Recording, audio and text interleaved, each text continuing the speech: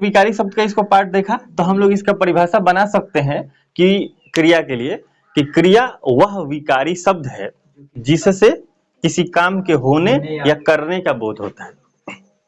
देखो मेरे क्लास में हो तो निश्चित ही आपको अलग अलग तरीके से परिभाषा बनाने आना चाहिए।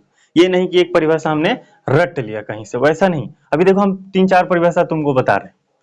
सबसे पहले तो हम लोगों ने ये लिया कि वैसा विकारी शब्द जो वैसा विकारी शब्द जिससे किसी काम के होने या करने का बोध होता है। एक तो ये हो गया, जैसे में दे देंगे। और परिभाषा क्या कर सकते हैं कि क्रिया वह विकारी शब्द है, हमने पहले ही क्रिया ला दिया है ना। पहला परिभाषा क्या किया था कि वैसा विकारी शब्द जिससे किसी काम के होने या करने का बोध होता है, एकदम सही। दूसरा हमने क्या सोचा कि क्रिया वह विकारी शब्द है जिससे किसी काम के होने या करने का बोध होता है ना। अब विकारी शब्द हटा भी सकते हैं, क्या लिख सकते हैं, केवल ऐसे हम परिभाषित कर सकते हैं कि वैसे शब्द जिससे किसी काम के होने या करने का बोध होता है। तीनों परिभाषाएं सही है, इसमें कोई शक नहीं है। और एक चौथा परिभाषा मैं आपको थोड़ी देर बाद बताऊंगा, तो वैसे भी आप कर सकते हैं। अब इसका ये मतलब नहीं कि चारों 4 टाइप के हैं और आप एग्जाम में कंफ्यूज हो जाओ कि या कोई पूछे तो हम क्या बताएं। चारों में से कोई भी बता सकते हो, बातें सही है। नहीं तो अगर टाइम है इतना तो बोलो कि महोदय 2 मिनट हमें टाइम दीजिए, हम आपको परिभाषा बताते हैं 4 गो, ऐसे भी बोल सकते हो, है कि नहीं। तो कोई भी एक परिभाषा हम नोट करना चाहेंगे क्रिया के बारे में, ठीक है।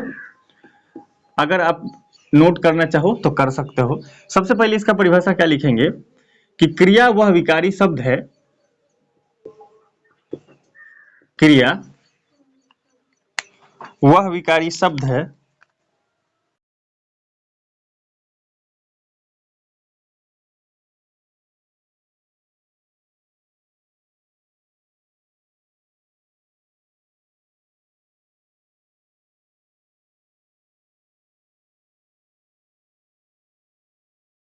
याद दिलाऊंगा। क्रिया वह विकारी शब्द है जिससे किसी काम के होने या करने का बोध होता है।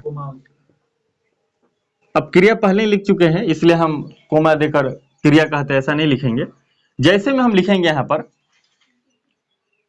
जैसे में लिखेंगे यहां पर पढ़ना, हंसना, है ना, रोना भी हो जाएगा।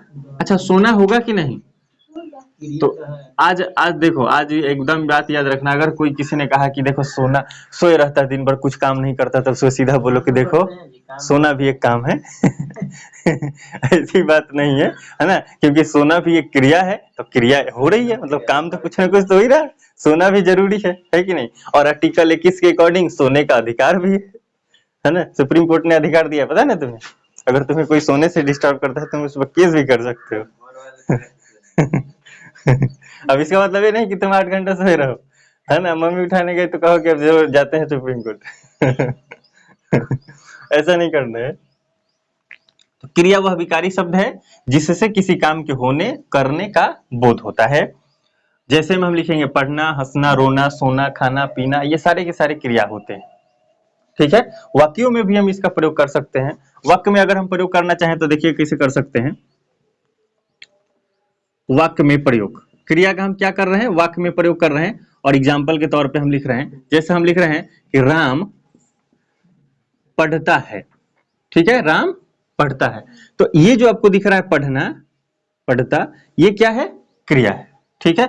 एक दूसरा एग्जाम्पल लेते हैं और कि पेड़ से पत्ते गिरते हैं, है ना, वृक्षात पत्राणि पतन्ति, बराबर ना। तो ये जो गिरते हैं, गिरना जो है वो क्या हो गया, क्रिया हो जाएगा। तो ऐसे भी आप लिख सकते हो। आपने एग्जाम्पल में ये लिख दिया और इसी शब्दों का आपने वाक्य में प्रयोग करके भी दिखा दिया, तो इसको भी हम कहेंगे कि ये एग्जाम्पल है, ठीक है। तो आप दोनों अगर करो तो ज्यादा बेहतर माना जाएगा, ठीक है।